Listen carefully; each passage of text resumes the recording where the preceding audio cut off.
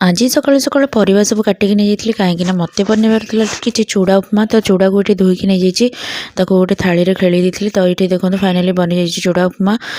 ବାହାରେ ଯାଇକି ଦେଖିଲା ବେଳକୁ ଇଏ ରୁହିକୁ ଧରିକି ଖରା ଖାଉଛନ୍ତି। ତାପରେ ଜଲ୍ଦି ଜଲ୍ଦି ଆସିକି ଦେଖନ୍ତୁ କେତେ ତରତରରେ ଖାଉଛନ୍ତି, ଦୋକାନ ଡେରି ହେଇଗଲାଣି ବୋଲି ଯିବା ପାଇଁ।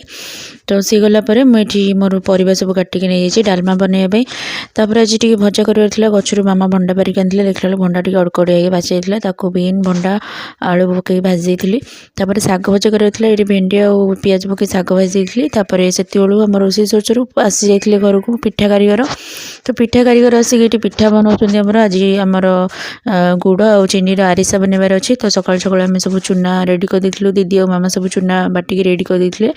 ତ ପିଠା ଛାଣିଲା ବେଳକୁ ଏଠି ରୁହିର ଦୁଷ୍ଟାମି ମିଶାଇଥିଲା। ତ ମୁଁ ଅଟା ଆଉ ସୁଜିର କାକରା କିଛି ବନେଇବାର ଥିଲା, ତ ମୁଁ ଏଠି ଜନ୍ତିକି ଗ୍ୟାସ୍ରେ ତାଙ୍କୁ ଦେଇଦେଇଥିଲି, ସେମାନେ ଯାଇକି ଚୁଲିରେ ଛାଣିଥିଲେ। ଆଜିର ମିନି ବ୍ଲଗ୍ଟି ଆପଣମାନଙ୍କୁ ଭଲ ଲାଗିଥିଲେ ସବସ୍କ୍ରାଇବ୍ କରିଦେବେ। ଜୟ ଜଗନ୍ନାଥ।